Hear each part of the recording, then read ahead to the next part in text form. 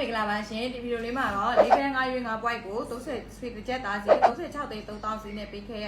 sorry sweet တစ်ချက်သား36သိန်း3000စီနဲ့10နဲ့9000ပေးခဲ့ရတယ်ပေါ့နော်အဲ့ဒါမန်လားစစ်ပေးပါလို့ပြောတဲ့အမတွေ့ပေးလိုက်တာဖြစ်ပါတယ်ဒါဆိုရင်9.5ရွေးအစား8အပေါင်း4ဘဲအစား16အပေါင်း3ညချက်အမြောက်30 sweet တစ်ချက်သားစီ36သိန်း3000စီနဲ့ကျတို့ကများပါမှာဖြစ်တယ်ပေါ့နော်အဲ့ဒါဆိုရင်တွေ့လိုက်တော့သူက10သိန်းနဲ့6300ကျော်ကြတယ်ပေါ့နော်သူက10သိန်းနဲ့9000ဆိုတော့သူ့ရဲ့ရောင်းတဲ့ဆွေဆိုင်ကဈေးနှုန်းမယ်ကဲမှုရှိတယ်နောက်ပြီးရင်ဒီမမယ်ကဲရောင်းတယ်လို့ယူဆရပါမယ်ရှင်ဒါဆိုရင်တော့အခုချဲဖက်ပြလိုက်တယ်ဆိုရင်အရင်မြဲတယ်နားမလည်ဘူးဆိုတာလေးလည်းရှိတဲ့တွေ့တာဒီစာလေးရေးပြီးတော့တခြားလေးတွေ့ထားတာလေးရှိတယ်ဒါလေးကိုကြည့်ပေးပါရှင်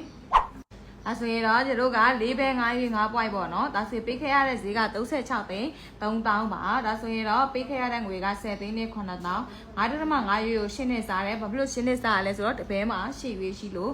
ရွေးကိုပဲခွဲလိုက်တာပဲကို16နဲ့စားတယ်ဘာဖြစ်လို့ပဲကို16နဲ့စားရလဲဆိုတော့တစ်ချက်သားမှာ16ပဲရှိလို့ပဲကိုကျက်ခွဲလိုက်တာပေါ့နော်တစ်ချက်ဈေးနဲ့ညီတာကိုမျှတဲ့အတွက်ကြောင့်10သိန်း6386ကျက်ရတယ်ဒီချက်တစ်ပတ်လေးကအမြဲတမ်းပြောတယ်ကယ်ကူလေတာလေးပါနှိပ်ပြပါဒီချက်ရဲ့ဆိုတော့တပါတဲ့ကယ်ကူလေတာလေးနှိပ်ပြလိုက်မယ်9.5အစား8အပေါင်း4ဘဲအစား16အပေါင်း3ညကျက်အမြောက်ဘလောက်လဲ36သိန်း3000ဆိုတော့16သိန်း3400 906ကျက်ရမှာဖြစ်ပါတယ်ရွှေနေပဲတက်ပြီးတော့ခုလိုမျိုးကိုပါကိုဝယ်ဝတ်တဲ့ဘောင်ချလေးတွေတနိုင်တစ်ပိုင်းလေးတက်ထားခြင်းနဲ့တိထားခြင်းနဲ့တွတ်တက်ထားခြင်းနဲ့အနေငယ်လေးအနေချင်းလေးပဲတွတ်တက်ထားခြင်းနဲ့ဆိုရင်တော့ချက်စီမှာဒီ free တာပေါ့နော်